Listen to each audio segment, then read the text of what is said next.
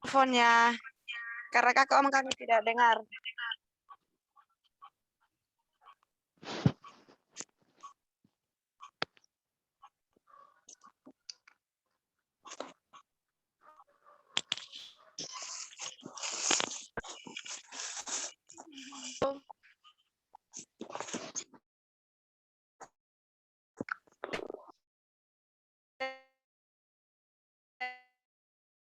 Dengar kakak punya.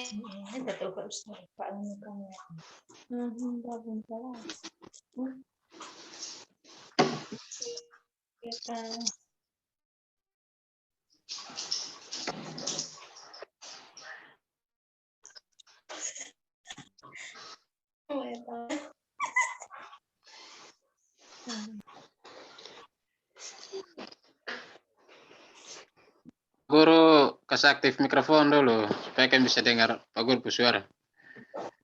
Soalnya kalian sudah dengar apa yang Pak Guru bicara. Halo, salam semua. Salam Pak. Ya, sudah bisa didengar ya? Sudah. Oke. Minta maaf, audionya tadi saya tutup, makanya tidak kedengaran. Ya, Pak Guru. Oke, kawan-kawan kita bisa mulai kok, karena menyangkut waktu, jadi jangan sampai kita habis sudah lah, jadi nanti kawan-kawan yang lain sudah mengantuk. Nah.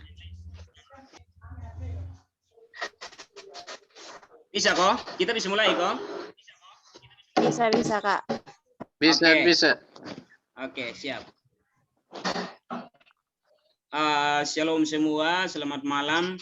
Saya mengucapkan terima kasih banyak kepada kawan-kawan semua yang sudah turut berpartisipasi dan hadir dalam ini. Dia bentuknya dia lebih ke diskusi ya.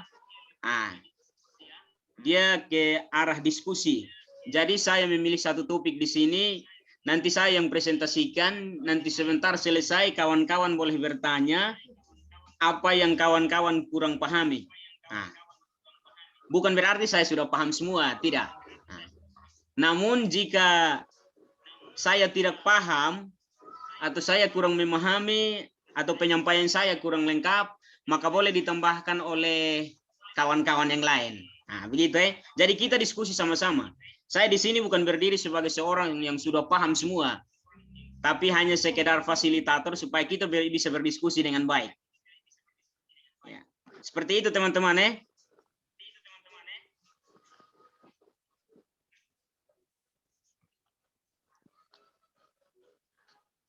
Halo.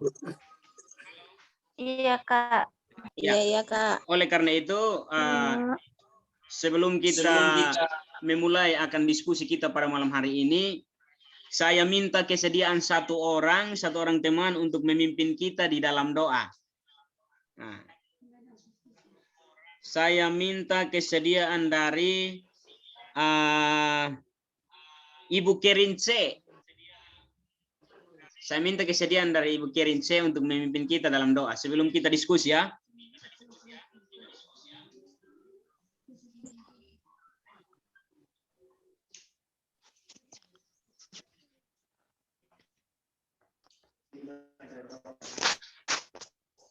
Baik, shalom teman-teman. Shalom. Halo, shalom, selamat malam. Shalom.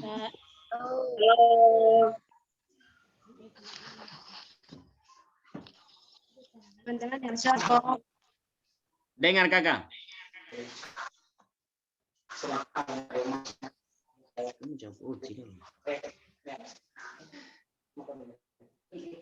Ya siap.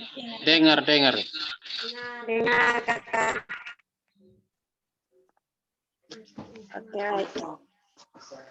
Baik teman-teman semua, sebelum kita mulai dengan penyampaian materi.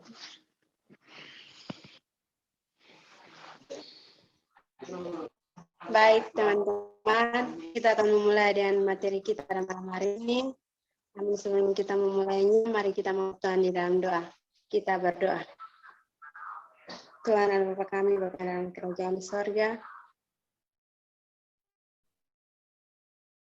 Apa yang kami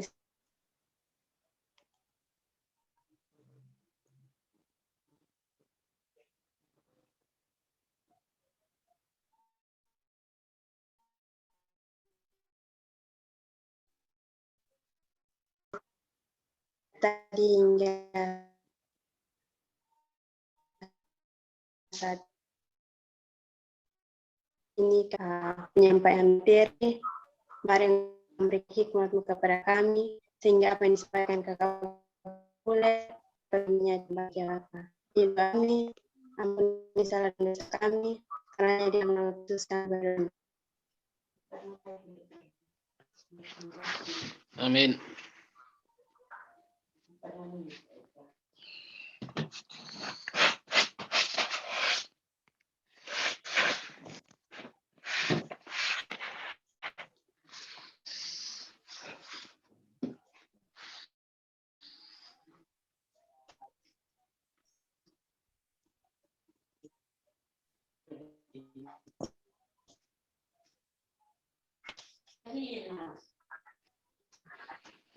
Oke, waktu saya kembalikan kepada rekan.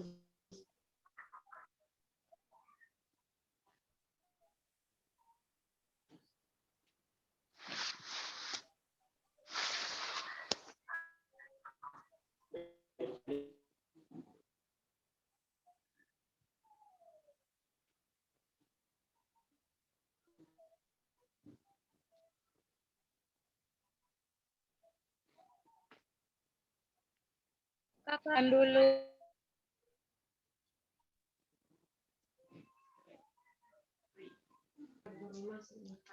Ya, oke. Halo. Halo. Jaringan di sini buruk ya. Minta maaf. Ya. Oke, terima kasih kepada Ibu C. Iya nih jaringannya kurang bagus, jadi tidak dengar suara. Ya. Halo, sudah didengar? Iya sudah Kakak. Ya, oke. Terima kasih. Ya, oke kawan-kawan. Di sini saya mengucapkan terima kasih kepada Ibu C yang sudah memimpin kita dalam doa. Dan pada malam hari ini kita akan membahas satu pokok bahasan yang bagi saya hal ini sudah kita alami dalam kehidupan kita sehari-hari. Namun sebenarnya di sini kita ramu atau kita buat dalam salah satu atau dalam bentuk sebuah materi untuk kita bahasakan secara mendalam. Begitu teman-teman.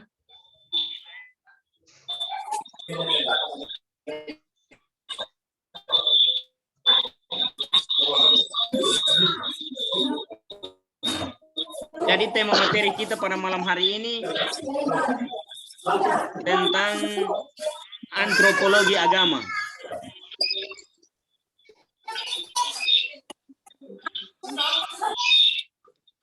Halo, yang lain tolong matikan audionya ya.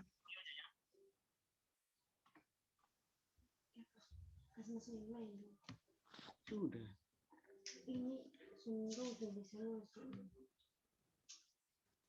Ini kita lihat ini. Ya, oke. Boleh bisa dengar suara saya, kawan-kawan? Dengar Kak. Bisa. Oke, kita langsung mulai saja karena waktu setengah jam tadi kita jalan. Ya, oke kawan-kawan. Saya akan membagikan screen-nya.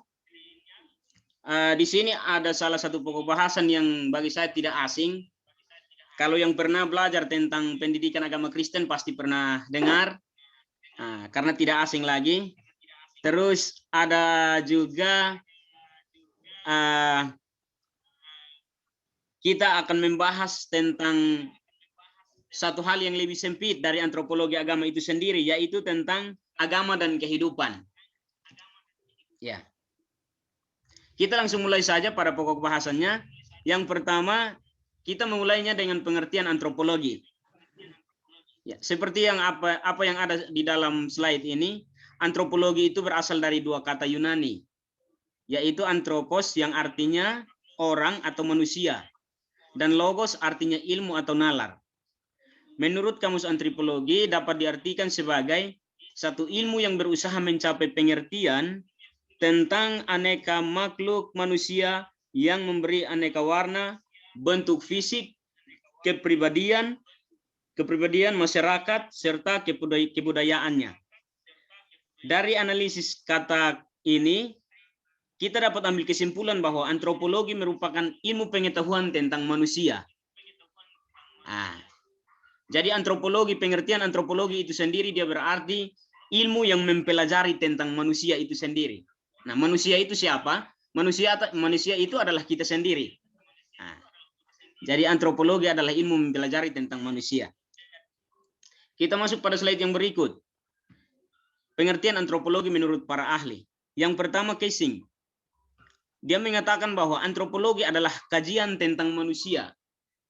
Seperti pengertian awal tadi bahwa antropologi itu sendiri dia mengkaji tentang manusia serta hal-hal yang berkaitan dengan apa yang ada pada diri manusia itu sendiri. Baik itu kepribadian, baik itu fisik, dan juga hal-hal lainnya. Yang kedua adalah Haviland. Dia menyatakan bahwa antropologi adalah salah satu studi tentang manusia dan perilakunya dan melaluinya dan diperoleh dalam pengertian lengkap tentang keanekaragaman manusia. Ya, ini dia agak luas lagi, yang mana dia juga membahas tentang manusia, tapi dia lebih luas. Lebih luas yang dimaksudkan di sini adalah dia juga membahas tentang perbedaan dalam diri manusia itu sendiri. Yang mana saya mau bilang bahwa, saya beri contoh yang lebih sederhana. Bahwa di sini saya tidak mungkin sama kepribadian saya dengan teman di samping saya. Contohlah kakak Jenry Manobe atau kakak Devrit Funome. Kita tidak sama ya. Jadi kita di dalam pribadi manusia itu memiliki banyak perbedaan di dalamnya. Yang ketiga adalah Profesor Harsojo. Dia menyatakan bahwa antropologi adalah ilmu pengetahuan yang mempelajari tentang umat manusia sebagai makhluk masyarakat, terutama pada sifat-sifat khusus badani dan cara-cara produksi, tradisi dan nilai-nilai yang membuat pergaulan hidup menjadi berbeda yang satu dengan yang lain.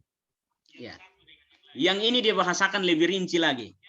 Dia menyatakan bahwa dia membahas tentang mempelajari tentang umat manusia sebagai makhluk yang bermasyarakat. Yang ingin saya tanyakan kepada kita semua adalah makhluk sosial atau bukan? Ya. Kita termasuk makhluk sosial. Iya, Pak. makhluk sosial. Oke, identiknya makhluk sosial itu apa? Makhluk sosial itu dia identiknya dengan apa coba? Ini manusia hidup Manusia tidak bisa hidup sendiri. Manusia harus hidup membutuhkan orang lain. Manusia hidup saling berketergantungan. Oke, siap. Jadi seperti yang disampaikan oleh teman-teman bahwa manusia adalah makhluk yang bermasyarakat atau manusia yang bersosialisasi dengan orang lain. Seperti yang dikatakan bahwa hal ini sangat identik dengan yang namanya gotong royong atau kerjasama. Begitu kawan-kawan. Kita masuk pada yang berikut. Slide yang berikut itu tentang pendekatan antropologi. Ya, jadi di sini ilmu antropologi juga dia memiliki beberapa pendekatan. Ya.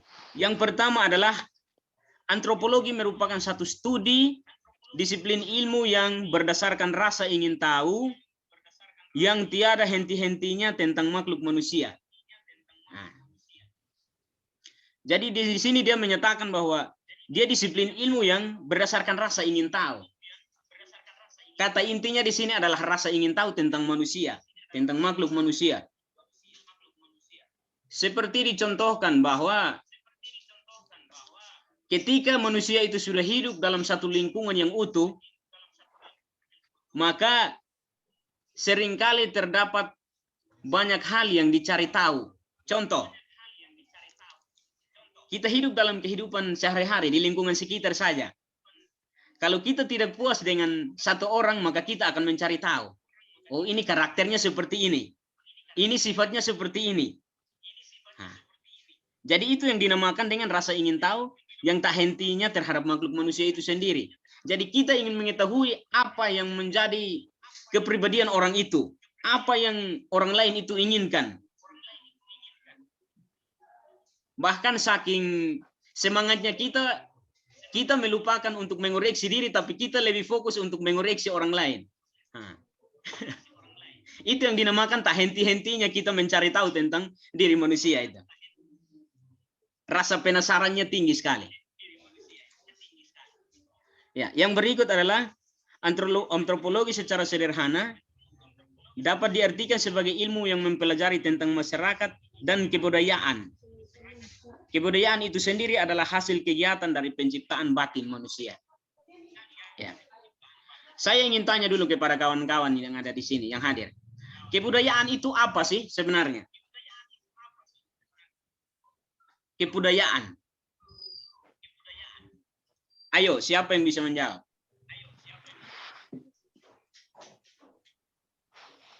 Kebudayaan adalah satu kebiasaan masyarakat Mau ngomong itu berarti.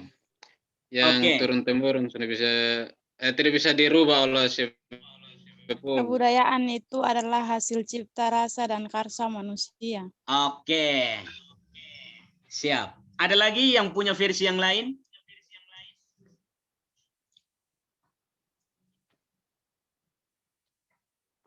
Oke, saya rasa dua pengertian cukup ya untuk kita pahami tentang kebudayaan. Jadi kebudayaan itu adalah sesuatu yang kita ciptakan. Kita sudah ciptakan dan itu menjadi satu hal atau tradisi dalam kehidupan kita. Contoh, budaya orang timur adalah makan sirip pinang. Itu contoh ya. Itu merupakan satu tradisi yang lahirnya berdasarkan batiniah manusia. Tapi sebenarnya sirip pinang itu mempunyai makna sendiri. Apa sih makna dari sirip pinang itu sendiri? Contoh, ini contoh ya. Makna dari sirip pinang itu sendiri ketika ada tamu dan kita memberi makan sirip pinang, itu pertanda bahwa kita menerima atau menghargai si tamu yang datang kepada kita. Nah, itu contoh kebudayaan yang kita alami dalam kehidupan, konteks kehidupan sehari-hari ya.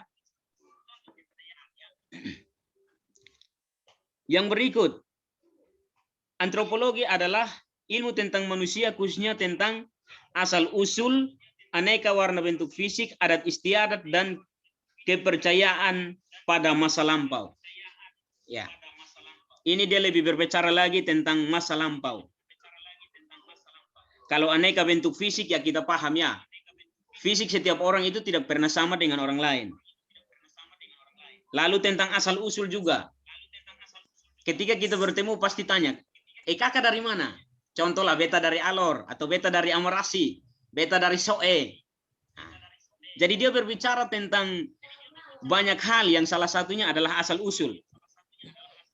Di sini juga ada adat istiadat. Adat istiadat dalam setiap budaya itu berbeda ya, tidak pernah sama. Kalau sirip pinang itu seperti tadi mungkin hal yang umum. Tapi hal yang lebih yang bagi saya memiliki perbedaan yang cukup unik adalah contoh ketika pernikahan. Pernikahan itu setiap budaya memiliki tradisinya masing-masing. Kalau di Sabu mau dapat orang punya anak nonah tidak perlu belis. Ada satu istilah yang unik di situ yaitu cium hidung. Nah, kita sudah menghargai orang tua untuk kita mengambil anaknya sebagai pasangan. Kalau di Amarasi ada satu istilah yang namanya belis. Nah, kalau tidak ada belis, dia punya anak kita sendiri bisa bawa. Nah, begitu ya. Jadi setiap budaya itu memiliki adat istiadat yang berbeda, bahkan kepercayaan juga. Kepercayaan itu berbicara tentang keyakinan kita. Atau agama, lebih spesifiknya tentang agama. Bahkan di NTT saja masih ada beberapa agama budaya ya. yang dipertahankan sampai saat ini. Kalau berbicara tentang agama budaya, siapa yang bisa menyebutkan agama-agama budaya yang masih dipertahankan di NTT atau di Indonesia saat ini?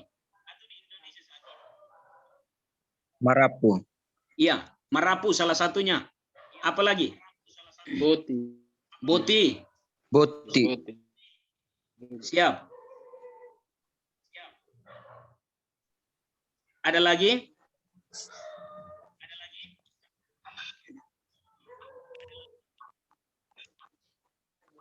Oke, kalau tidak ada lagi, mungkin itu adalah contoh-contoh ya. Salah satunya adalah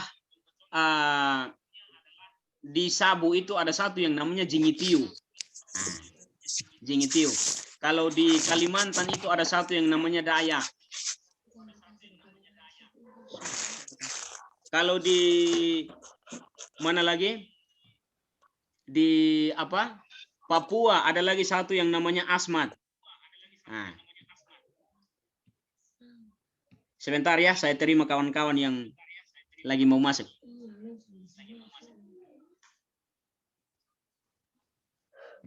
Ya, oke. Yang berikut. Antropologi adalah salah satu cabang ilmu pengetahuan yang mengkaji masalah manusia dan budayanya. Ilmu ini bertujuan memperoleh satu pemahaman totalitas dalam makhluk hidup, baik di masa lampau maupun masa sekarang. Ya, ini saya pikir kawan-kawan paham ya. Yang berikut, antropologi itu tidak lebih dari satu usaha untuk memahami keseluruhan pengalaman sosial. Ya, ya, jadi di sini dia lebih kepada pengalaman, pengalaman sosial, atau apa yang terjadi, atau apa yang kita lakukan dalam kehidupan sehari-hari. Itulah yang dinamakan dengan kita melakukan yang namanya apa? Mempelajari kehidupan dalam masa lampau dan masa sekarang.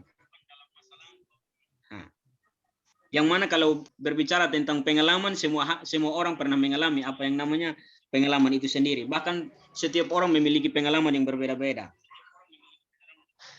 Yang berikut adalah hasil maksimum yang diperoleh dari antropologi adalah suatu segi yang menonjol dari ilmu antropologi adalah secara menyeluruh yang dilakukan terhadap manusia.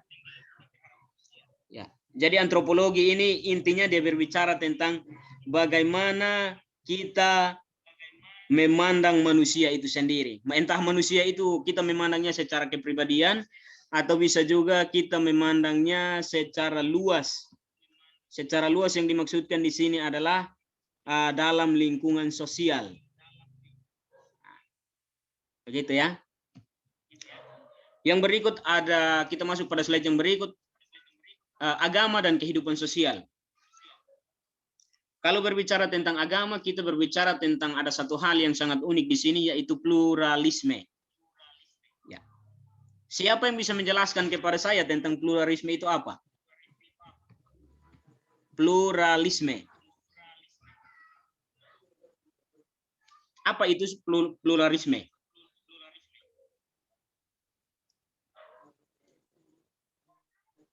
Ayo, siapa yang bisa?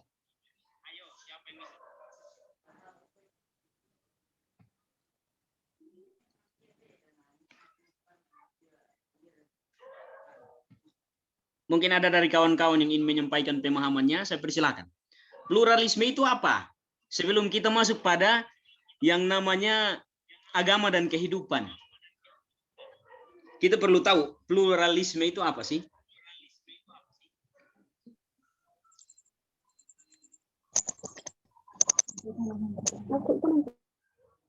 Halo. Halo. Halo. Ya. Ada yang jawab kok? Belum. Ya, baik. Kalau saya, ya baik. Baik dari saya, Jenderal Manobe, saya menjawab apa itu pluralisme. Pluralisme dan isme yang berarti paham atau beragam atau beragaman. Secara luas, pluralisme merupakan paham yang menghargai adanya perbedaan dalam suatu masyarakat dan memperbolehkan kelompok yang berbeda tersebut untuk tetap menjaga keunikan budayanya masing-masing. Mungkin itu dari saya, Kakak. Iya, oke. Terima kasih banyak kepada Ibu Jenry Manobe yang sudah menjelaskan kepada kita tentang apa itu pluralisme. Jadi sesuai dengan apa yang disampaikan oleh Ibu Jenry, kita dapat simpulkan bahwa pluralisme itu sebenarnya dia hanya berbicara tentang satu kata saja, yaitu perbedaan. Nah, perbedaan. Jadi pluralisme itu dapat disimpulkan dengan hanya satu kata, yaitu perbedaan. Nah, dalam kehidupan kita manusia, kita menemukan banyak sekali hal atau perbedaan yang kita temui dalam kehidupan kita sehari-hari. Entah itu baik perbedaan dari segi fisik, segi agama, pokoknya banyak segi yang membuat kita terdapat banyak perbedaan di dalamnya. Ya, kita masuk pada pembahasan. Pluralisme etnis dan agama merupakan kenyataan empirik yang secara kodrati keberadaannya tidak disangkal dan diingkari oleh siapapun di muka bumi ini. Begitupun yang terjadi di Indonesia secara nyata lebih ditakdirkan menjadi bangsa yang terdiri dari berbagai suku, adat istiadat, budaya, dan agama. Nah, ini yang tadi kita bahasakan. Kawan-kawan cukup paham tentang pluralisme kok? Cukup. Iya. Oke, siap. Terima kasih. Ya, kita lanjut. Banyak faktor yang menyebabkan terjadinya kerusuhan massa, antara lain ekonomi, politik, budaya, sumber daya alam yang diikuti muatan sentimen-sentimen etnik dan agama. Ya. Di sini kita dapat mengambil kesimpulan bahwa dalam pluralisme atau perbedaan itu sendiri terdapat atau bisa saja dia menghasilkan satu hal yang dinamakan dengan konflik. Nah, konflik atau persoalan. Atau bisa saja disebut dengan kerusuhan. Nah, kita di dalam lingkungan perkuliahan saja, ini semua rata-rata anak kuliah ya? Iya. Oke. Dalam lingkungan perkuliahan kita saja, ketika kita menemukan satu perbedaan antara orang pertama dengan orang kedua, contohlah dalam diskusi. Ketika kita menemukan diskusi di perbedaan pendapat di dalamnya saja, pasti menimbulkan sesuatu yang namanya konflik. Nah, jadi sebenarnya di dalam pluralisme atau perbedaan itu sendiri, dia bisa menghasilkan banyak hal. Salah satunya itu konflik. Kalau kita berbicara tentang konflik konflik itu sendiri bisa kita tinjau dari berbagai hal. Bisa saja konflik itu terjadi pada perbedaan ekonomi, bisa saja politik, bisa saja budaya, bisa saja sumber daya alam, bisa saja ada muatan-muatan sentimen-sentimen dan agama. Muatan sentimen yang dimaksudkan di sini adalah mungkin saja bisa iri. Dia tidak suka satu orang maju. Dia pun mau hanya dia saja yang maju. Jadi seperti itu ya. Egois. Iya, egois. Bisa dikatakan egois ya. Oke, kita lanjut. Di dalam pluralisme itu sendiri, atau di dalam antropologi agama itu sendiri, banyak sekali ada tantangan di dalamnya. Jangan pikir bahwa ketika kita berbicara tentang pluralisme atau perbedaan, dia itu sangat indah. Tapi sebenarnya kita punya bapak-bapak negara itu menentukan bahwa seperti contohnya Pancasila, Persatuan Indonesia. Apakah dalam mengaplikasikan salah satu pasal Pancasila tersebut kita sudah benar-benar menjiwainya dalam praktek kehidupan kita sehari-hari atau tidak? Kalau kita berbicara tentang aplikasi itu berbicara tentang satu hal yang ada di lapangan, yang real atau yang nyata. Jadi yang ada di dalam teori itu tidak mungkin. Satu hal yang perlu kawan-kawan tahu, kita belajar teori sebanyak mungkin, tapi ketika kita turun di lapangan atau kita praktek, itu dia tidak pernah sama. Begitupun dengan pluralisme. Nah, Pluralisme atau perbedaan. Ketika Betul. adanya perbedaan, di situ juga bisa menghasilkan tantangan atau konflik. Ya, kita lihat tantangan yang pertama. Adanya pluralitas etnik, agama yang berkaitan dengan keyakinan tentang suatu ultimate. Keyakinan tersebut di dalam keagamaan, bisa terjadi dalam keagamaan, tidak hanya dalam wujud keyakinan teologis atau simbolisme atau ritual, melainkan juga kegiatan yang secara langsung atau tidak berdampak pula pada ketahanan kehidupan sosial. Ya, jadi ini dia berkaitan dengan keyakinan suatu hal yang ultimate. Ultimate di sini yang dimaksudkan di sini adalah salah satu hal yang ketika sudah dipercaya orang lain, kita berusaha untuk membongkarnya. Ya, itu tidak mungkin sekali. Yang kedua, adanya kesenjangan sosial ekonomi, politik, pendidikan, hukum, serta lembaga budaya global yang tidak sesuai dengan nilai-nilai agama atau norma sosial seperti pergaulan bebas, minuman keras, narkoba, penjudian dapat pula menyebabkan kerawanan sosial. Ya, jadi contoh-contoh persoalan di atas ini bisa menyebabkan kerawanan sosial. Rawan yang dimaksudkan di sini bisa saja gampang terjadi masalah. Nah, begitu ya. Yang berikut atau yang ketiga, adanya pengabaian bahkan perusakan terhadap potensi ekonomi, politik, budaya, masyarakat, lokal, dan juga rezim atau kekuasaan selama puluhan tahun. Nah, jadi ini merupakan satu tantangan yang cukup kuat, tantangan yang cukup berat bagi kita semua. Yang mana kita perlu memegang satu prinsip bahwa ketika kita melihat perbedaan itu ada, maka kita harus berani menerima tantangan di dalamnya. Nah, itu merupakan hal yang sangat penting.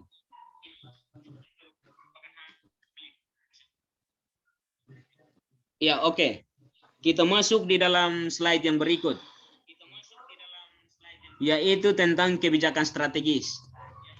Jadi untuk menangani tantangan-tantangan yang sudah kita sebutkan tadi, maka di sini ada kebijakan-kebijakan yang bisa saja kita lakukan.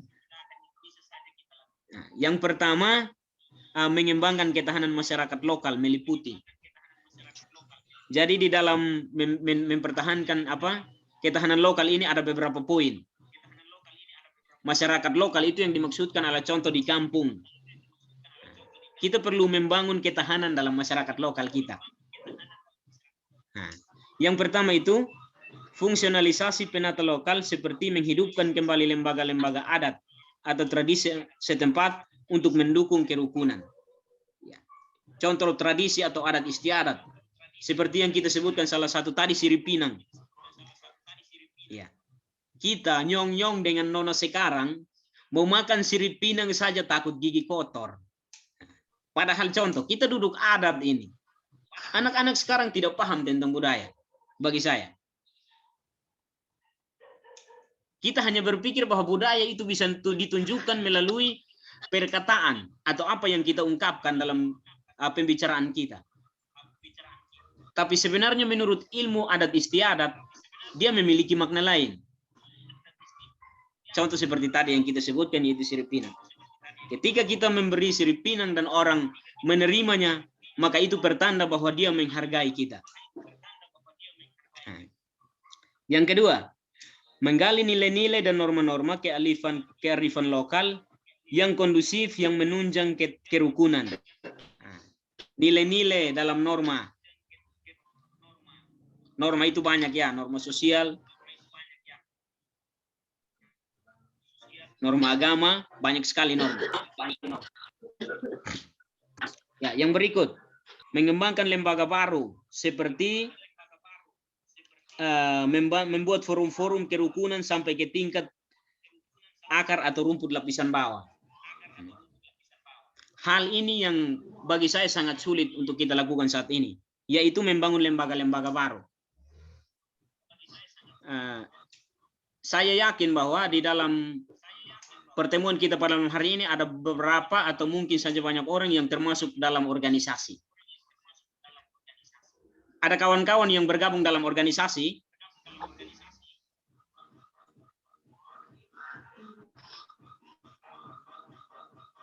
Ada kawan-kawan yang ikut organisasi ke sana? Tidak, Kakak. Oke. Ada yang tidak?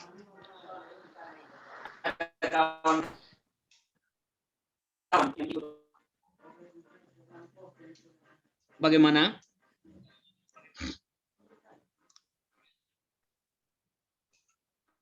Yang gabung dalam organisasi, ada kok?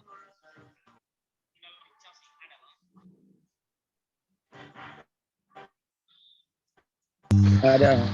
Oke. Ada yang bilang ada. Jadi sebenarnya hal tersulit dalam kita membangun organisasi baru itu sangat sulit pada masa-masa sekarang ini. Orang lebih fokus untuk mementingkan diri sendiri untuk memenuhi kebutuhan individu.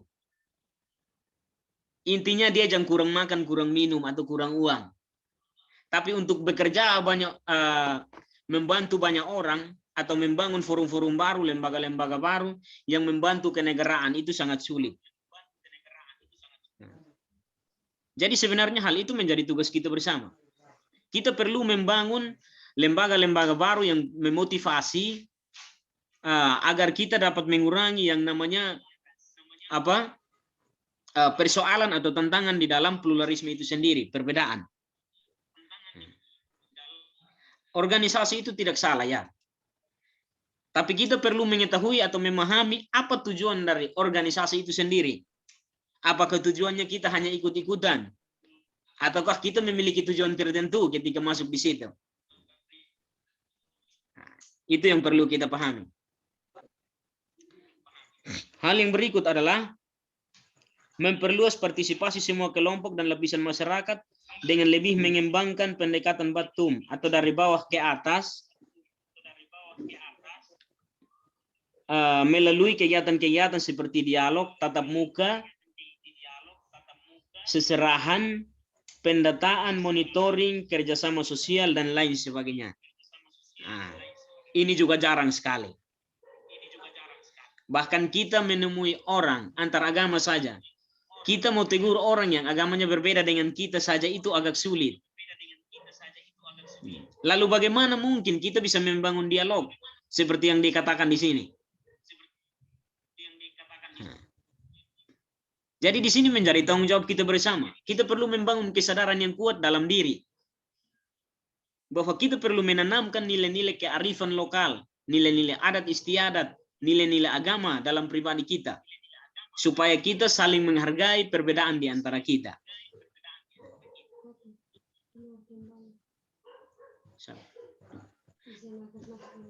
Jadi orang punya kulit saja, beda warna saja itu sudah kena olok. Itu yang susah. Atau di penghidung pesek saya itu suka kena olok. Bagaimana mungkin kita menghargai yang namanya perbedaan? Nah, begitu. Yang berikut, kita akan masuk pada slide yang berikut, yaitu hal kedua tentang kebijakan strategis adalah dengan cara mengembangkan wawasan multikultural. Kebijakan strategis ini bisa dijabarkan ke dalam berbagai program kegiatan bersama, yaitu ada 3 poin lagi. Memberikan pembekalan kepada para tokoh dan pemimpin masyarakat lokal tentang wawasan pengetahuan yang bermuatan pendidik multikultural dengan pengetahuan dasar tentang ajaran agama lain serta kemampuan mengelola setiap konflik yang muncul di tengah masyarakat mereka sendiri agar tidak menimbulkan konflik terbuka. Jadi ada hal yang ingin saya tanyakan di sini. Ketika ada konflik, kita perlu menghindar atau kita perlu tabrak? Ketika ada konflik, ada masalah.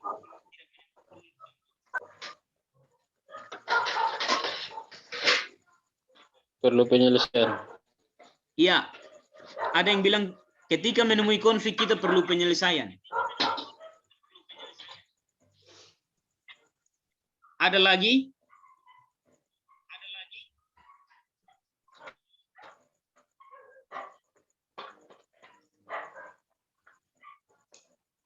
Oke, kalau tidak ada lagi kita lanjut. Jadi sebenarnya ketika konflik itu terjadi, satu hal yang menjadi kebiasaan kita saat ini adalah ketika konflik itu datang, kita tidak pernah mau atau kita tidak pernah menginginkan konflik itu terjadi. Nah, itu yang menjadi hal tersulit dalam kehidupan kita sehari-hari. Kita tidak mau ada masalah dalam kehidupan kita. Yang kita inginkan hanyalah hal yang positif atau hal yang baik.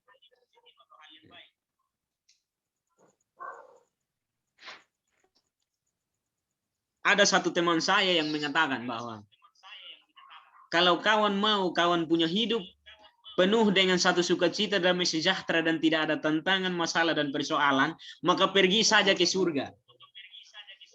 Nah, itu kata teman saya. Jadi hidup manusia itu pasti ada yang namanya tantangan atau persoalan.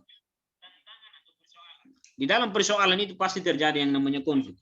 Lalu bagaimana kita menjadi seorang pribadi yang kuat kalau ketika terjadi konflik, kita selalu lari dari konflik itu.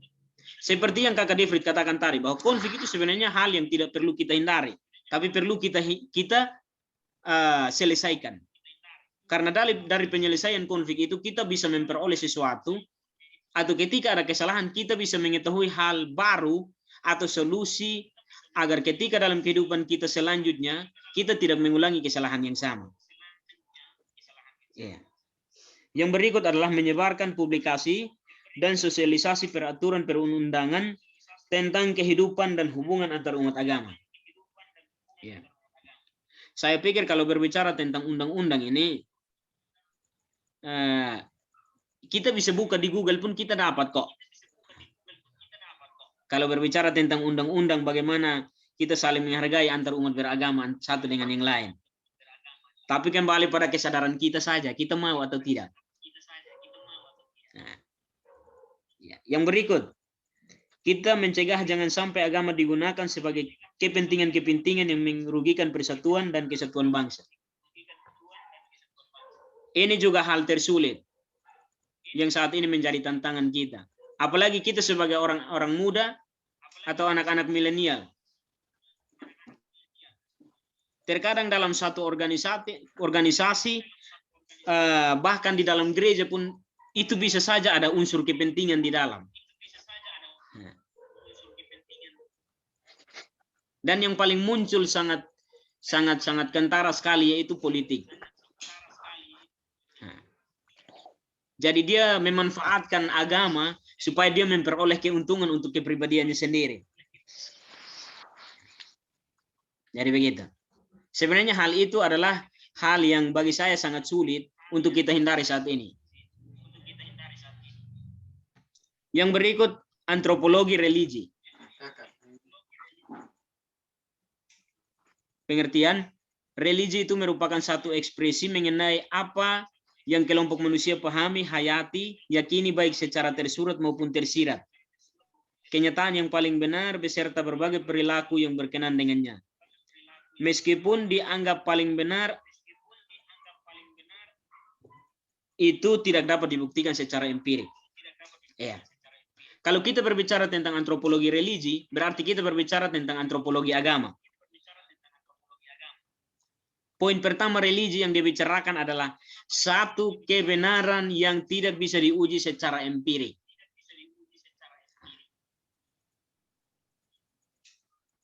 Siapa yang bisa mampu menjelaskan kepada kita dari kawan-kawan? Yang dimaksudkan di dalam poin ini itu seperti apa? Kebenaran yang tidak dapat diuji secara empirik. Tapi diyakini bahwa itu benar. Ya. Siapa coba? Ayo.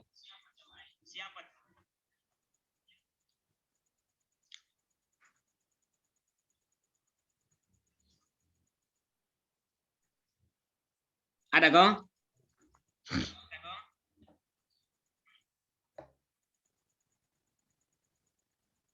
Atau sudah mengantuk, sudah lelah? Sedikit lagi ya, sudah mau selesai ini. Tinggal 2 slide.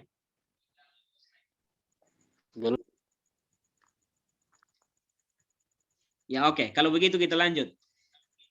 Jadi kita berbicara tentang satu kebenaran yang kita percayai yang tidak dapat kita uji secara empirik. Contohnya, Tuhan. iya, siapa yang bersuara ini? Tuhan. Coba lebih keras. Tuhan. Oke, Tuhan. tentang Tuhan. Tuhan. Benar sekali.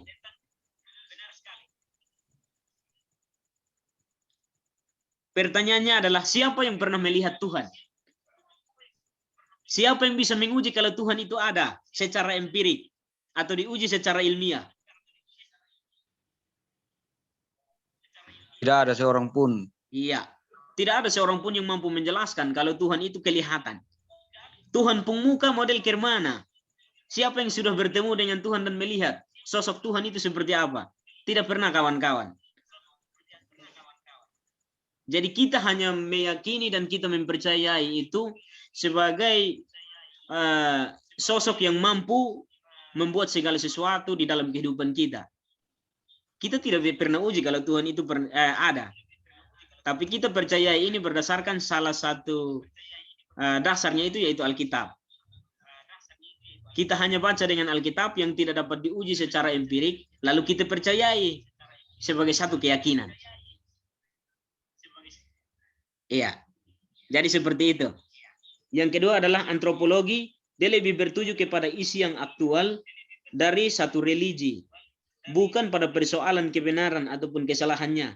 Benar atau salahnya, salah satu religi merupakan masalah keyakinan, dan keyakinan merupakan ciri dari pemeluk religi tertentu. Jadi religi itu masing-masing dia punya kepercayaan atau keyakinan sendiri. Contohlah agama Kristen, dia punya keyakinan berbeda dengan agama Muslim. Berbeda lagi dengan agama yang lain, Hindu, Buddha, Konghucu. Itu setiap agama itu punya kepercayaan dan keyakinan masing-masing. Tapi sumbernya satu, yaitu Tuhan.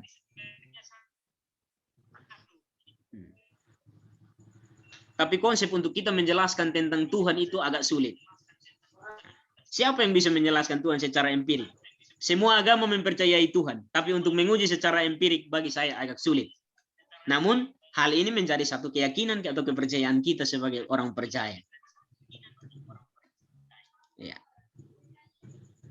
Yang berikut, kita masuk pada slide yang berikut, kedua dari terakhir, yaitu kaitan atau relasi agama dan sosial masyarakat. Di sini ada satu tokoh yang dia punya nama Hilman Hadikusuma. Dia mengungkapkan bahwa untuk menjawab persoalan dalam antropologi agama, kita melalui 4 metode. Metode yang dimaksudkan di sini cara. Yaitu cara yang pertama yaitu historis. Ya, kita perlu, di sini dia menyatakan kita perlu menelusuri pikiran atau perilaku manusia tentang agamanya dan latar belakang sejarah. Jadi, kebanyakan dari kita kalau seandainya mengetahui tentang agama Kristen, ya cukuplah kita paham tentang agama Kristen itu seperti apa. Karena itu merupakan keyakinan kita sebagai orang Kristen. Makanya seringkali terjadi fanatisme atau orang terlalu fanatik dengan agama. Karena hal itu, kita tidak pernah mau untuk mempelajari tentang agama orang lain. Padahal salah satu dasar yang disebutkan oleh Hilman tadi, kita perlu mengetahui tentang ajaran atau pedoman agama lain. Konsep tentang Tuhan dari agama lain. Saudara-saudara atau kawan-kawan, sekarang saja kita mau kuliah saja orang pakai kerudung, kita omong di belakang. Ini contoh. Saya tidak menyinggung siapapun itu, tapi ini contoh. Lalu bagaimana kita mau menerapkan apa itu toleransi, apa itu multikultural tadi. Jadi itu agak sulit. Yang kedua, metode yang kedua, yaitu mempelajari norma atau kaidah atau patokan-patokan sastra suci agama, maupun yang merupakan perilaku adat atau kebiasaan tradisional yang masih berlaku, baik itu hubungan dengan manusia, alam gaib, maupun hubungannya dengan sesama manusia yang bersumber berdasarkan ajaran agama. Setelah kita tahu kita punya ajaran agama, bukan hanya sekedar kita tahu dan kita jalankan seperti itu saja. Tapi kita perlu menganalisa. Kita perlu menganalisa atau mencari tahu atau mempelajarinya. Lebih mendalam. Kita hafal banyak ayat Alkitab, belum tentu kita mampu menjadi pelaku ya. Nah, seperti itu. Atau bisa adat istiadat. Seorang bisa mampu menjadi seorang pembicara besar di depan. Tapi apakah ketika dia kembali dalam lingkungan kesehariannya, dia mampu untuk mempertanggungjawabkan apa yang sudah dibicarakan atau tidak? Jadi harus sinkron. Ketika kita tahu, kita perlu pahami. Ketika kita sudah pahami, maka kita perlu menjalankan hal itu. Ya, yang ketiga adalah metode deskriptif, yaitu metode yang berusaha mencatat, melukiskan, menguraikan, dan melaporkan segala sesuatu yang ditemukan di masyarakat berkaitan dengan objek yang diteliti. Nah, seperti yang dilakukan oleh para etnografer. Etnografer di sini adalah peneliti tentang budaya ya. Orang-orang etnografer.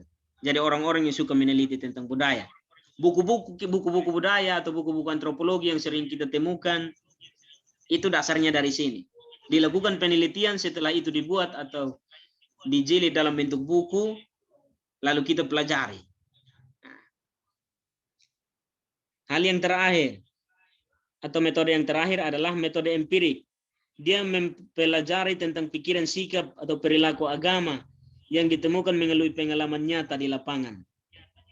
Artinya, memperhatikan segala sesuatu yang dipikirkan, diyakini, dirasakan, dan dikerjakan oleh masyarakat yang bersangkutan. Dengan demikian, metode yang tepat untuk ini adalah dengan wawancara lebih mendalam. Jadi kita perlu melakukan wawancara yang lebih mendalam, agar kita lebih paham tentang apa yang dialami oleh masyarakat itu sendiri. Ya, kita masuk pada slide yang terakhir, yaitu kesimpulan. Di sini ada 3 kesimpulan yang saya buat, yaitu yang pertama. Kajian agama dengan pendekatan antropologi berusaha mempelajari tentang manusia dan masyarakat terkait dengan agama dan pendekatan budaya, serta hal-hal yang berkaitan dengan kehidupan sosial dan bagaimana mempraktikkan toleransi dalam antar umat beragama.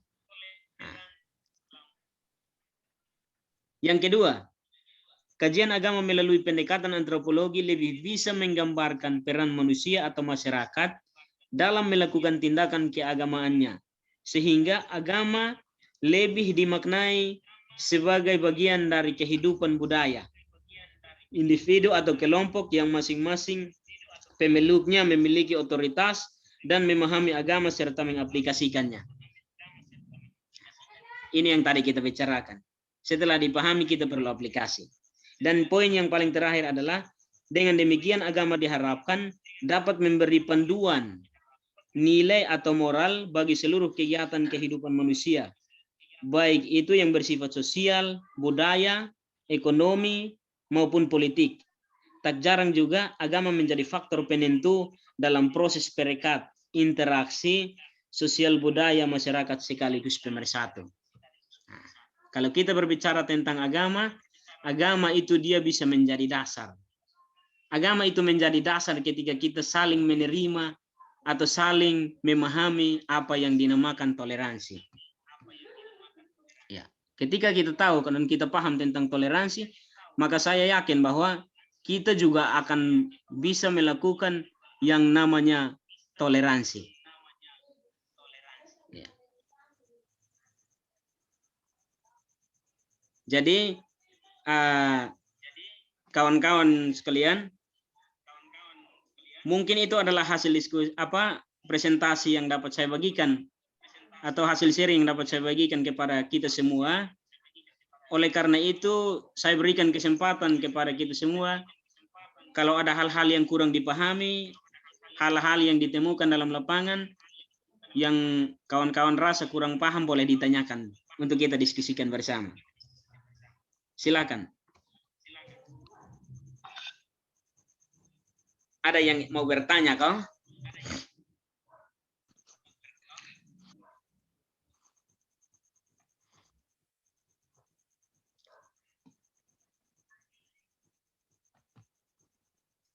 Ayo, siapa yang ingin bertanya dari materi kita?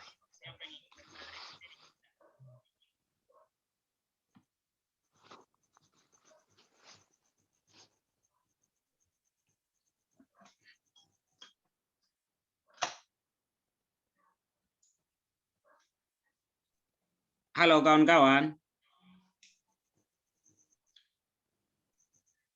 Ya, halo kakak. Ada yang mau bertanya kok? Dari materi kita. Ada kakak. Ya, silakan. Ya, Saya ada berikan kak. kesempatan.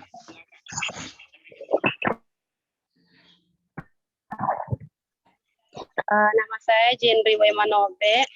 Ya, Dari keseluruhan materi yang disampaikan oleh kakak pada malam hari ini adalah antropologi agama. Nah, dari sini yang ingin saya mau mempertanyakannya adalah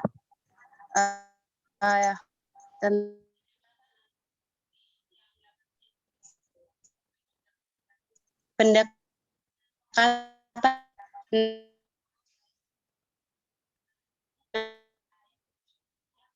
Sami. mengenai orang timur. Kita punya kebiasaan turun-temurun yang tak bisa dirubah. Contoh makan sirip pinang, yang mana itu tidak bisa dirubah oleh kita.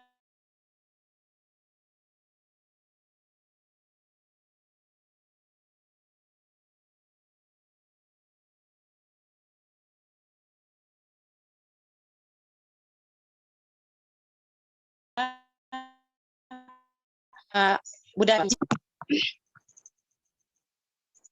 Maaf, pertanyaan saya adalah, jika budaya kita didatangi oleh budaya-budaya luar yang datang dengan kebiasaan mereka, contohnya dari cara berpakaiannya dan juga bahasa mereka, yang datang dengan kebiasaan mereka seperti itu, lalu masuk ke budaya, datang ke kebiasaan mereka seperti itu. Oleh karena itu, keinginan kita yang mana hanya taunya kebiasaan kita sebagai anak muda, kita mau merubah, akhirnya mau ikut kebiasaan mereka. Nah, oleh karena itu, kebiasaan kita NTT dengan kebiasaan dari Arban ataupun makan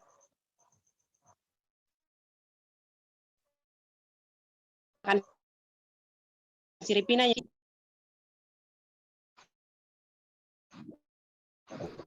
kita. Oleh karena itu, bagaimana mengendalikan itu agar kita mau lebih mempertahankan budaya kita daripada kita mau melestarikan budaya orang lain yang ada dalam budaya kita. Terima kasih Kak, mungkin itu pertanyaan saya. Ya, oke. Terima kasih kepada Ibu Jenry Manobe yang sudah mengajukan pertanyaan untuk kita diskusikan bersama malam hari ini. Ya. Ada lagi kok yang ingin bertanya dari teman-teman? Saya persilahkan.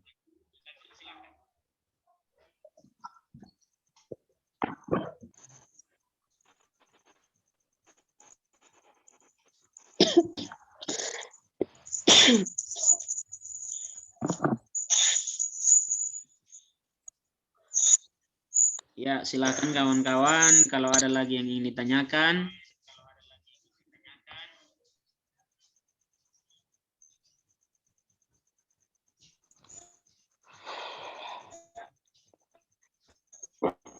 Dari Kakak Belanome mungkin ada pertanyaannya, atau Nona Megaletuna.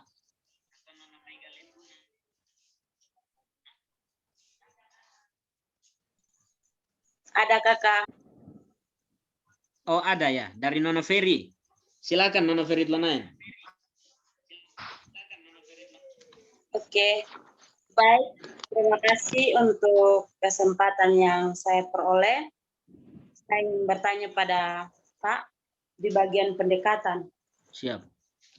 Yang saya ingin tanyakan itu pendekatan antropologi. Yang menjadi pertanyaan saya, pendekatan antropologi yang sering kita lihat dan sering kita lakukan dalam lingkungan kita itu seperti apa? Saya minta contoh dari kakak. Terima kasih. Oke, terima kasih kepada Ibu Lonain yang sudah mengajukan pertanyaan.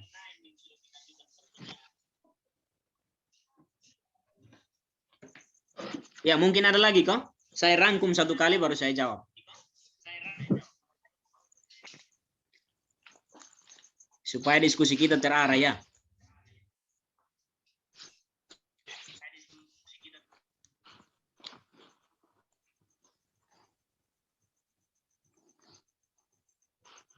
Dari kakak Rodi Asone, mungkin ada yang ingin ditanyakan, saya persilahkan.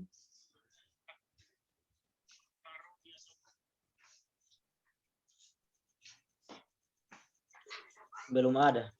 Oke, untuk sementara belum ada ya kakak Rodi. Dari Nona Angri, Melda Tafuli.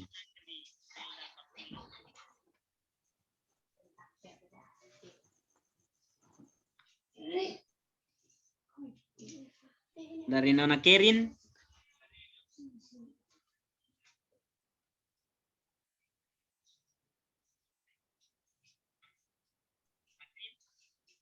Atau kakak Devrit Funome.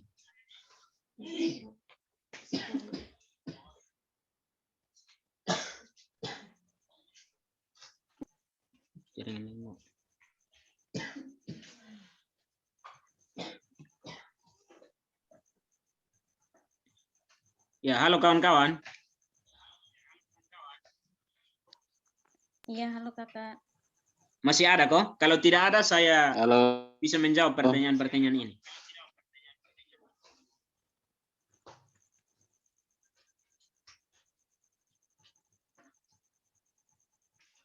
Tidak ada lagi kok? Tidak ada lagi, Pak. Oke. Ya, di sini ada dua pertanyaan yang diajukan tadi. Yang pertama dari Kakak Jendri, yang kedua dari Nona Ferit Lunain. Kita mulai dari pertanyaan yang pertama.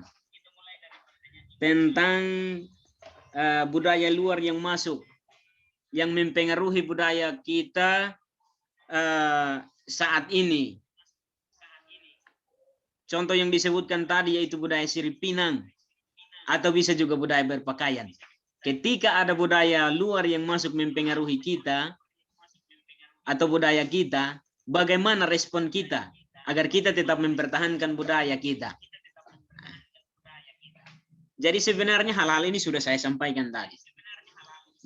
Yang mana saya menyatakan bahwa ada beberapa poin yang perlu kita bangun kembali. Kita bangun kembali yang mana hal-hal itu sebagai dasar agar tidak ada pengaruh dari budaya luar. Sebenarnya ada beberapa hal. Yang pertama dari sisi agama. Kita mempelajari Alkitab sepanjang saya hidup. Orang pergi ke gereja dengan pakaian yang pendek saja orang tidak pernah protes. Atas dasar apa? Dia mengatakan bahwa saya pergi ke gereja dengan pakaian seperti ini, urusan saya dengan Tuhan. Tidak ada urusan dengan manusia.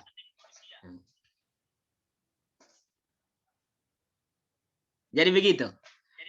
Itu persoalannya. Lalu bagaimana respon kita terhadap hal tersebut? Kalau kita tinjau dari sisi agama, dia pakai pakaian di atas lutut, bikin pendeta khotbah tidak nyaman. Seperti Bapak Pendeta yang di jemaat sini bilang, kita khotbah selalu angkat leher. Karena dia duduk di muka dengan pakaian yang tidak sopan atau pakaian di atas lutut. Pakaian seperti itu sebenarnya budaya luar yang dibawa masuk ke dalam budaya kita.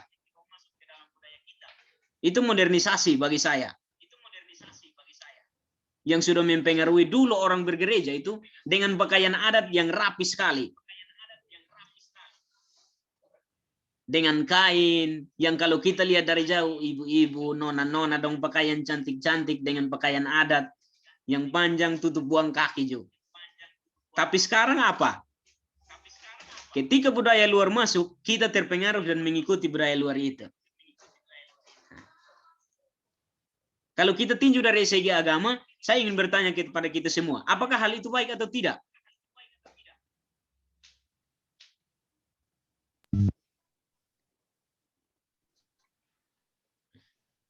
Itu persoalannya. Jadi sisi agama tinggal melihat. Ketika hal itu tidak baik, atau ketika hal itu tidak pantas untuk dipertahankan, untuk apa kita lakukan? Nah. Yang kedua, dari sisi budaya atau adat istiadat. Budaya kita orang timur, orang pergi gereja dengan pakaian yang rapi. Yang dulunya pergi gereja atau pergi ibadat dengan pakaian yang rapi. Dia pakai kain, dia tutup semua sampai kaki. Lalu sekarang apa?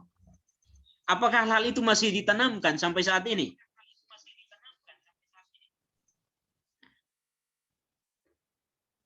Sulit. Jadi budaya memandang hal itu tidak baik juga. Tapi kita masih saja mempertahankannya. Kita berpikir secara normalnya manusiawi. Contoh tadi, orang pergi ke gereja dengan pakaian di atas lutut. Saya pun mata saja kadang belanja kiri kanan. Itu saya. Atau nona-nona. Ada satu nona yang muncul dari belakang, dia pun haken 12 meter, dia pun lipstick merah menyala. Kira-kira bahas kosong deh setelah pulang gereja.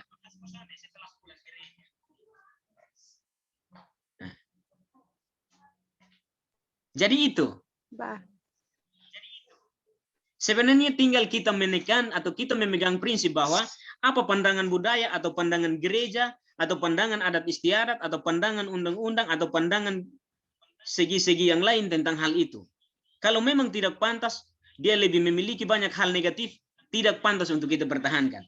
Tapi kalau ketika dia memiliki hal positif, pertahankan itu dan jadikan itu sebagai hal yang baik. Karena itu juga di samping kita menjalankan hal itu, kita juga mengikuti yang namanya perkembangan zaman.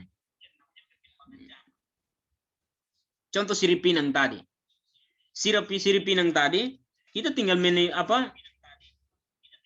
memberi pegangan saja atau mengkonsepkan dalam diri kita bahwa ketika hal itu baik, ya kita pertahankan. Apakah budaya memandang itu baik atau tidak? Apakah agama memandang itu baik atau tidak? Nah, sesuai dengan yang tadi saya sampaikan bahwa sirip pinang itu menandakan bahwa kita menghargai orang. Ketika kita memberikan sirip pinang kepada orang lain, itu bertanda bahwa satu penerimaan yang baik. Begitu. Jadi begitu ya, Nona Welly.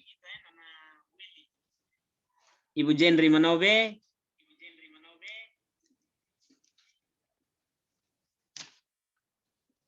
Oh, beliau tidak ada lagi kah?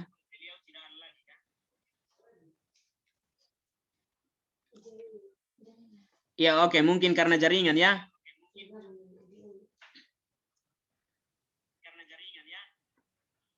Oh, Nona Welly lagi gabung dengan Nona Olivia.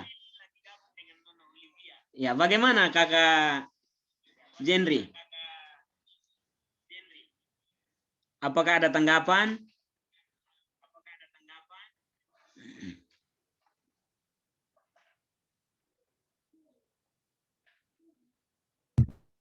Apa yang disampaikan oleh baik Kak, kalau menurut saya sih apa yang disampaikan oleh Kakak sangat jelas sekali dan saya sangat berterima kasih karena Kakak sudah menjawab pertanyaan saya. Terima kasih. Oke, terima kasih banyak. Tuhan memberkati. Ya, kita masuk pada pertanyaan kedua. Pertanyaan kedua dari Nona Ferry. Pendekatan antropologi dalam kehidupan. Kalau kita berbicara tentang antropologi, kita kembali kepada pengertian tadi. Antropologi itu sendiri berbicara tentang manusia. Di dalam manusia itu sendiri terdapat banyak aspek. Baik itu dari segi fisik, baik itu dari segi perilaku, baik itu dari segi hubungan sosial, dan masih banyak hal yang berkaitan dengan perilaku manusia itu sendiri. Itu berbicara tentang manusia. Sekarang tinggal kita bagikan saja. Yang kita mau lihat itu antropologi yang mana, atau sisinya manusia yang mana. Apakah perilaku, ataukah fisik, ataukah pola pikir, ataukah sosialisasi. Kita tinggal mampu, sebenarnya tinggal membedakan itu saja. Saya berikan contoh satu ya. Contohnya dari segi fisik. Kalau dari segi fisik tadi sudah. Contohnya. Seperti perbedaan fisik di dalam kehidupan sosial manusia. Contoh Nona Tlonain dengan saya. Atau dengan Nona ini Esterlinome saja. Secara fisik saja kalau kita pandang, itu sudah memiliki perbedaan yang sangat signifikan sekali. Dari segi rambut saja, mungkin satu rambut lurus atau satu rambut keriting. Dari mata saja itu memiliki perbedaan. Satu punya mata bulat, satu punya mata sipit. Nona Esther punya mata sipit, Nona ini Tlonain punya mata bulat. Itu yang namanya antropologi. Jadi kita perlu memandang apa yang ada pada pribadi manusia. Sebenarnya perbedaan itu unik. Tapi apakah kita memandang perbedaan itu sebagai hal yang baik atau tidak? Seperti yang disampaikan tadi bahwa ketika ada perbedaan di situ ada konflik. Konflik itu terjadi karena tidak terimanya, kita tidak mampu menerima perbedaan di dalam kehidupan kita. Begitu. Contoh satu datang, dia bilang, dia lihat itu nona satu lewat depan, dia omong bilang begini. Dia bilang, weh itu nona pun tinggi lagi, suka tiang listrik sah. Contoh hal seperti itu saja bisa membuat orang tersinggung. Bisa menimbulkan konflik. Nah kalau sudah terjadi konflik, maka apa yang harus kita lakukan? Kita perlu menyelesaikan konflik itu sendiri. Contoh masalah seperti itu kita tinggal harus memegang kesadaran dalam diri. Kita perlu menekankan bahwa setiap pribadi itu memiliki keunikan dan perbedaan.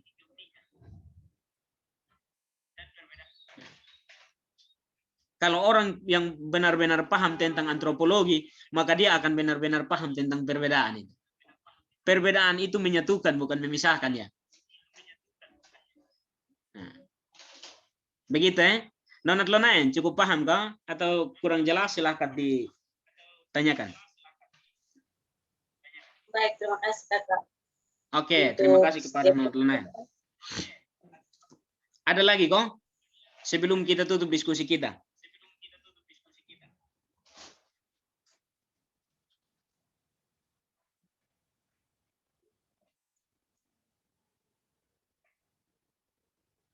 Apa masih ada?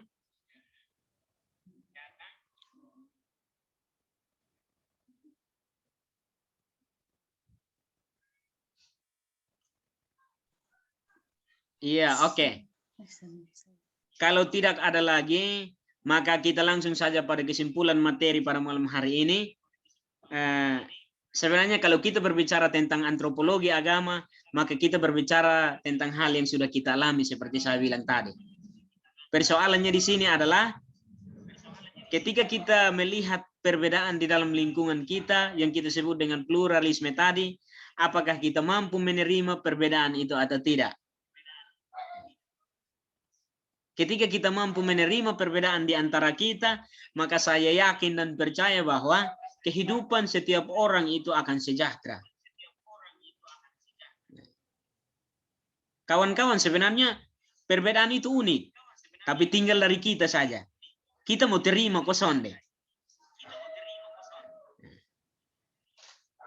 Dari segi agama yang paling penting. Sekarang banyak agama yang mengalami konflik, mengalami perdebatan. Contoh kita lihat Yahya Waloni dengan Ezra Tari. Tokoh-tokoh agama yang besar ketika berdebat tentang kebenaran agama, maka satu tidak mau kalah dengan satu. Disitulah timbul yang namanya konflik. Karena apa? Pada dasarnya kita tidak mampu menerima perbedaan. Dan kalau kita berbicara tentang budaya yang ditanyakan oleh Ibu Eli tadi, kuncinya hanya satu. Tinggal pandang saja dari segi agama, segi budaya, segi norma, apakah hal itu baik untuk kita pertahankan atau tidak, kalau budaya dari luar. Kalau tidak baik, untuk apa kita pertahankan? Tapi kalau baik, mari pertahankan itu dan lestarikan sebagai satu pegangan. Dan di lain sisi juga kita sudah membantu atau kita sudah mengikuti yang namanya perkembangan zaman. Kalau dari segi agama, kuncinya juga cuma satu. Tetap kita harus berpegang pada kebenaran kita masing-masing. Beta agama Kristen, beta tetap percaya agama Kristen. Lu mau omong apapun, beta tetap Kristen. Tapi kuncinya jangan hanya satu, jangan sampai kita membenci sahabat atau sesama kita yang memiliki ajaran agama lain, ya. Ada satu teman saya yang mengatakan, dia bilang bahwa kalau ingin toleransi itu terjadi, maka kita perlu memegang satu konsep yang perlu kita jalankan dalam kehidupan kita, yaitu kebenaranmu adalah kebenaranmu dan kebenaranku adalah kebenaranku. Kebenaran kita masing-masing adalah kebenaran kita, tidak bisa disatukan. Jadi tetap jalankan kebenaran kita sendiri dengan menghargai menghargai kebenaran yang ada pada ajaran atau agama lain. Itu dia punya kunci. Kalau mau hidup sejahtera, tidak ada konflik dalam kehidupan. Satu pun mata bulat, satu pun mata sipit, terima saja. Itu perbedaan yang unik. Jangan bilang, itu satu mata bulat, itu satu rambut keriting. Keriting itu cantik, keriting itu manis. Begitu-begitu, tapi ciptaan Tuhan. Begitu. Ya, oke. Saya kira diskusi kita pada malam hari ini sampai di sini saja, teman-teman.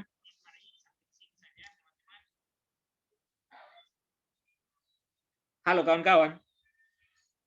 Ya. Iya, Kak. Ya, diskusi kita pada malam hari ini mungkin sampai di sini saja. Dan terima kasih banyak atas partisipasi dari kawan-kawan sekalian. Mungkin ada kesempatan lagi kita boleh bertemu di lain waktu dan kita mendiskusikan hal yang lain. Saya pikir dengan kondisi waktu begini sudah cukup lat. Nanti lain kali lagi kita bikin dalam waktu yang lebih sedih lagi. Kalau bisa siang-siang atau sore-sore supaya masih segar. Ya. Untuk menutup diskusi kita pada malam hari ini, maka saya minta kesediaan satu orang teman kita untuk memimpin kita di dalam doa. Kalau bisa Nona Welda Nome. Nona Welda Nome pimpin kita di dalam doa. Iya.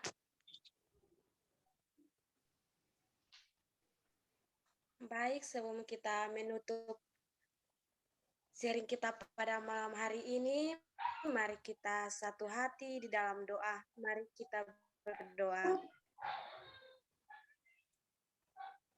Puji syukur kami naikkan ke hadapan hadirat Tuhan yang Maha Kuasa atas kasih dan perlindungannya.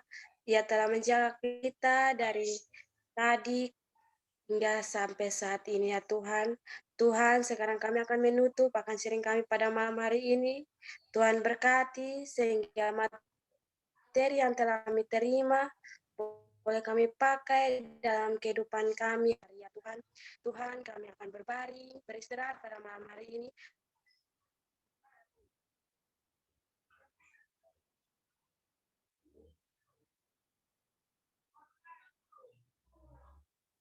Agar besok pagi kami kegiatan kami sebagaimana mestinya ya Tuhan. Terima kasih Tuhan, ampuni akan segala dosa kami. Hanya di dalam nama Tuhan Yesus kami berdoa.